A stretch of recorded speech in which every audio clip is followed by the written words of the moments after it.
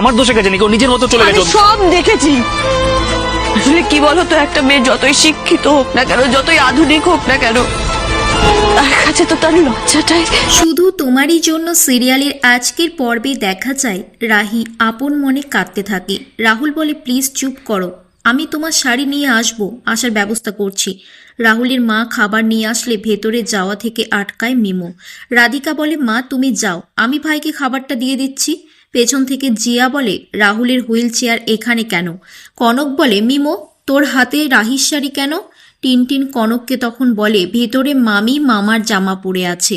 জিয়া রেগে গিয়ে বলে, ব্যাপারটা কি, আমাকে ভেতরে গিয়ে দেখতে হবে। কনক রাগ দেখিয়ে বলে, ওদের লীলা খেলা শেষ হলে রাহুলকে খাবারটা দিয়ে দিস তোরা, আমি এসব আর নিতে পারছি না, ছি ঘেন্না হচ্ছে। মিমো জিয়াকে বলে, সরি ম্যাডাম, ভেতরে যাওয়া যাবে না। রাহুল বলে, রাহি এই শাড়িটা তুমি পরে নাও তাড়াতাড়ি। রাহি বলে, তোমার এই শাড়িটা আনতে খুব কষ্ট হলো তাই না রাহুল?